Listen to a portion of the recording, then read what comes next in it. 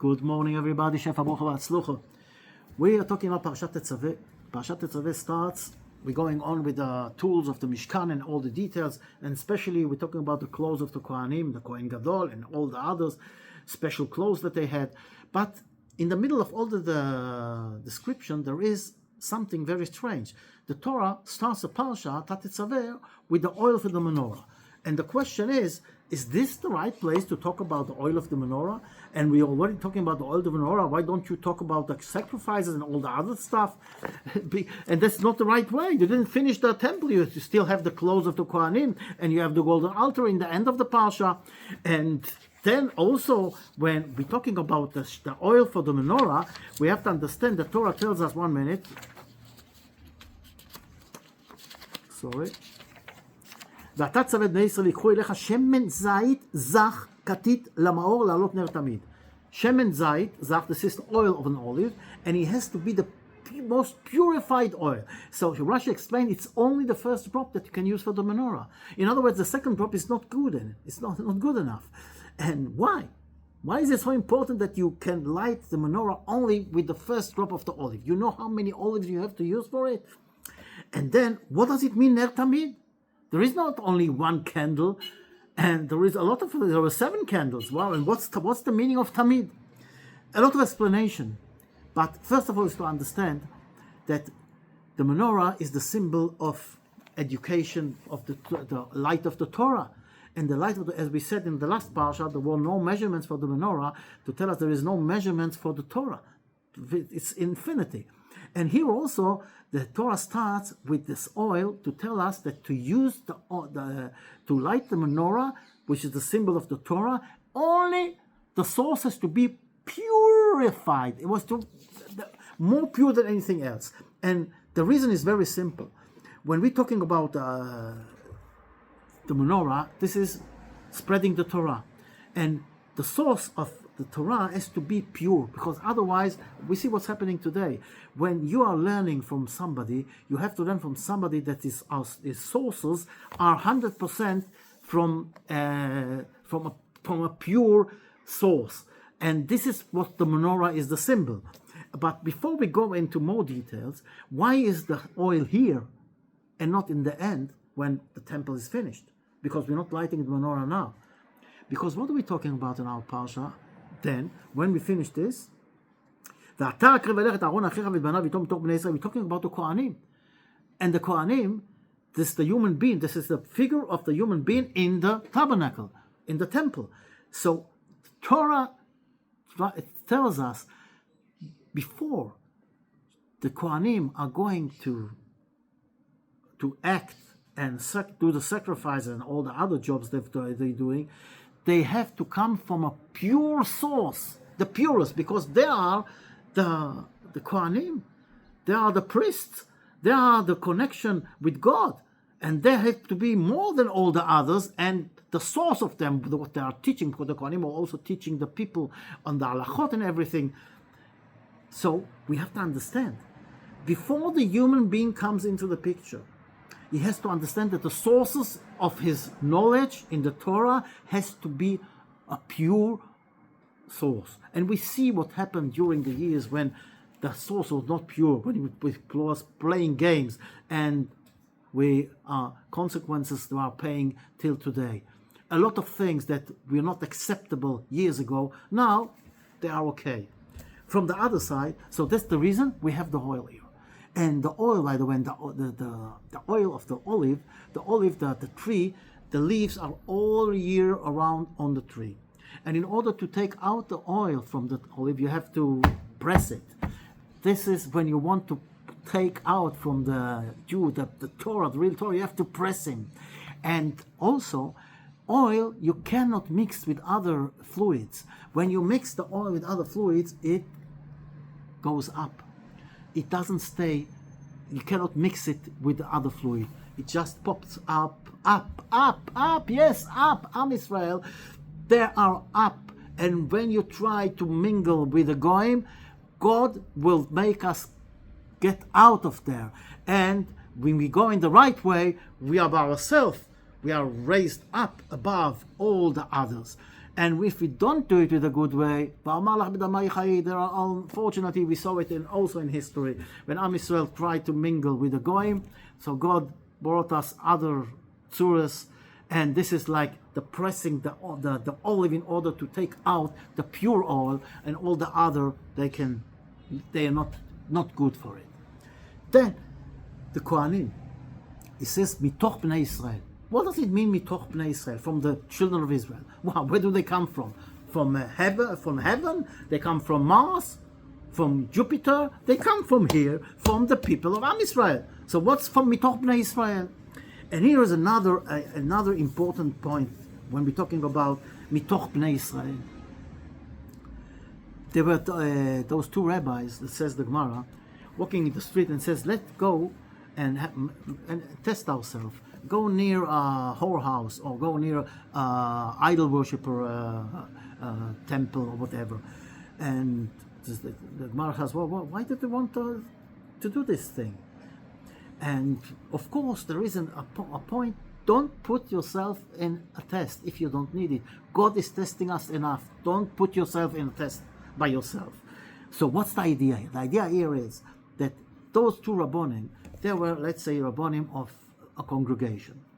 And when they were talking about to the congregation about doing tshuva and how to behave, the congregation can look at them and say, hey, yeah, they sit there in the yeshiva in four walls, surrounding with the Torah, don't know what's happening outside in the street.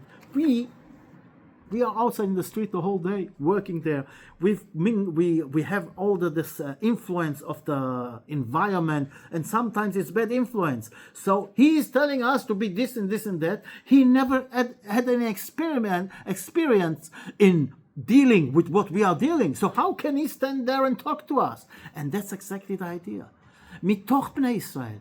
You have to understand what Am Yisrael are going through. You have to understand when you talk with them, not to be disconnected from the people and not understanding what they're going through in every day. That's why those two Rabbonim were going in order, they wanted to try the street and see and go through the test, so then they can go and talk with the people from a point of view of understanding what they're going through.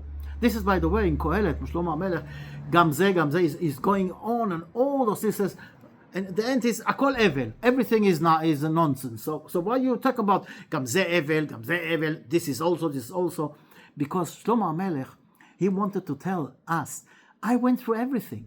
If you say, okay, this is nonsense, but this is important, and we see how it's going on today, how we some things we accept and something we don't accept, but something we accept and the Torah doesn't accept it, but we are rounding on, no, this is not the case, it's different. So Shlomo Melech says, Gamze, you have to understand, I went through everything, I had experience in everything, and I'm telling you, everything is nonsense. There's only one way, the Torah, the way of the Torah. And this is exactly the idea, to understand and realize why the source of the Torah has to be pure, and the menorah is got only from the first drop. And the Kohanim from the other side, they cannot be like up there in heaven and not connected with the daily life of the people, because otherwise they are not suitable for the job. They have to know the people, they have to understand, and this is for the rabbis and everybody else. So when we're talking about the pure oil, for example, talking about rounding angles or whatever, a few years ago somebody came to me in shul and asked me, I have a question for you. I'm in a procedure of doing tshuva, but I have a problem with my wife. I keep Shabbos, but my wife tells me she wants me to drive her on Shabbos to the family and to the others, and I don't know what to do. So I went and asked a few. Says, what are you asking me? He says, I'll tell you the truth. I asked a few rabbis, and I got different answers. Says, what were the answers? I want to know. Says, there were those who told me, you cannot play games. The Shabbos is Shabbos. When your wife wants you to drive, you cannot drive on Shabbos. You're doing tshuva. This is tshuva. And then he says, I've heard a few rabbis. They told me, if your wife really wants you to take her somewhere on Shabbos, you can do it, because God knows that your intention, that you really don't want to do it, but your wife is forcing you to do it, and in order to keep Shlom Bayit, to keep the peace at the home, you're doing it. I couldn't believe what I heard. And I told him, I'm not a posek halachot, but I must say, you can do compromise with a wife, but not with the Torah. But I understand that you're in a procedure of doing tshuva, and it's hard and it's not easy. That's no problem. But you have to understand, even if it's hard for you to keep Shabbos and you've sinned here or sinned there, you will go and slowly but surely you will know that it's not allowed and you will fix it. But if you think for a minute that you're allowed to mechalel Shabbos because your wife wants you, because of Shlom Bayit, this is the wrong way. I don't know which rabbi told you this. And this is exactly the point. If the rabbi, his knowledge in the Torah doesn't come from a pure place, this is the result. And there are a lot of other things if we're talking already about this. But we understand that we need to take our Torah from a pure source. And from the other side, we have to be connected to the others and try and change things if we see things that are wrong. Ki ner mitzvah veTorah or. That's the menorah. Ner mitzvah, the candle is a mitzvah, and the light is the Torah. And that's also in Purim. ליהודים הייתה אורה ושמחה. What אורה? What was the light? The light of the Torah. That's the real simcha, the light of the Torah.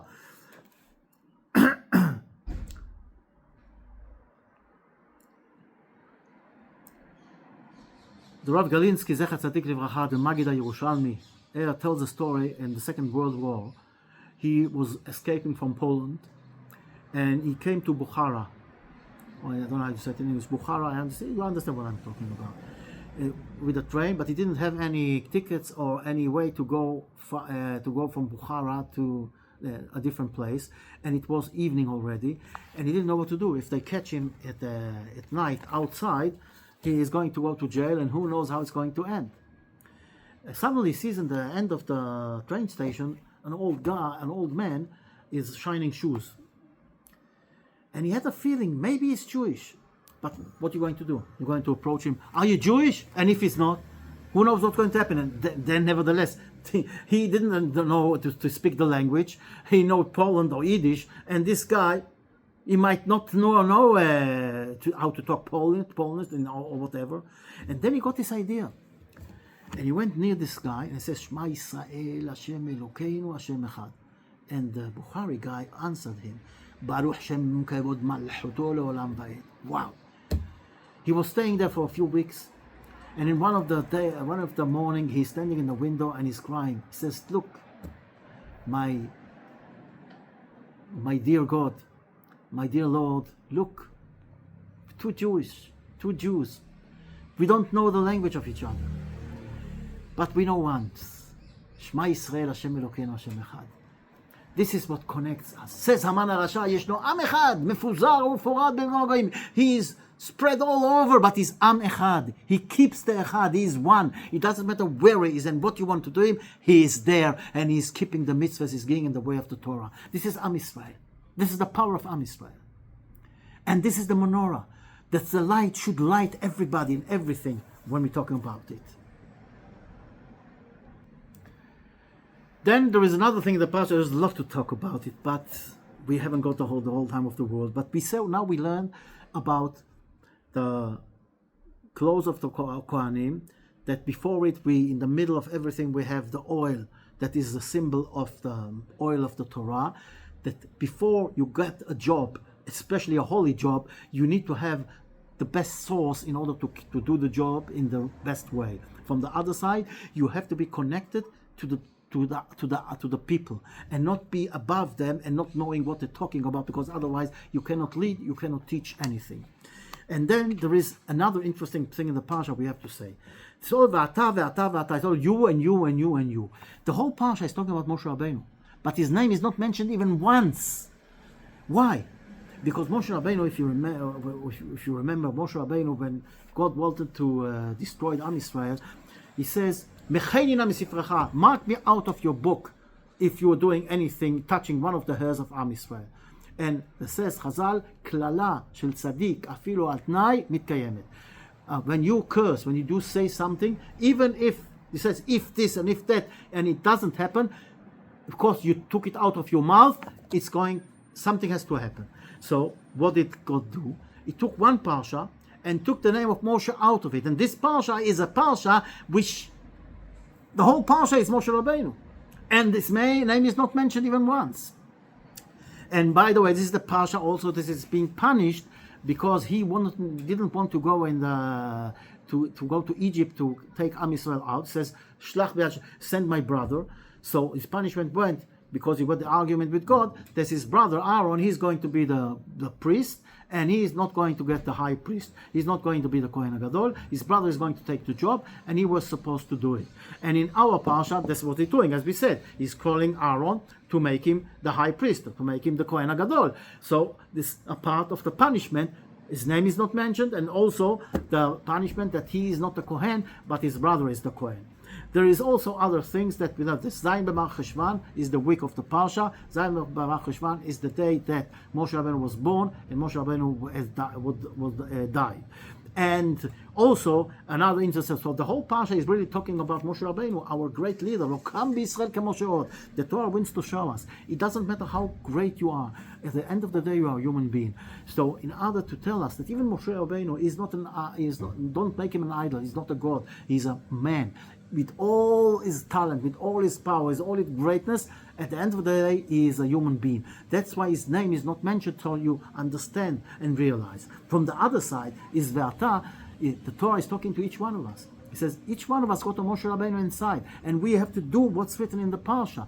And this is amazing to understand. And by the way, says the Gra, his name of Moshe Rabbeinu is not in the Parsha, but if we take the end of the letters of Moshe Rabbeinu, Mem, not what we see, what is inside the letter.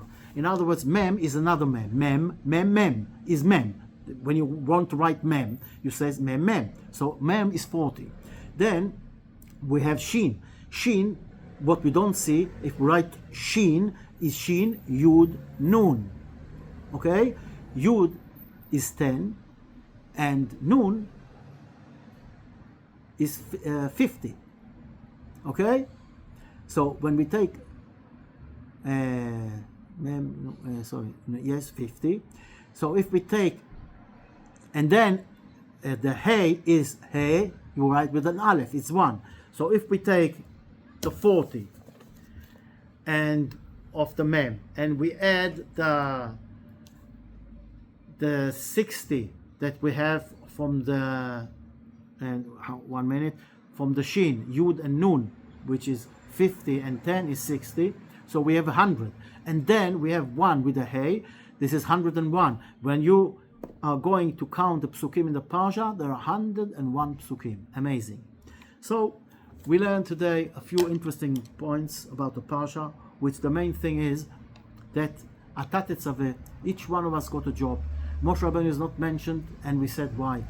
But the main thing to learn from our Parsha is that we have to find the best source for our Torah and be a part of Am Yisrael, and also spread the Torah to the others, but only if it's from the first drop of the olive, like the purest source, in order to give it to the next generation. All the best.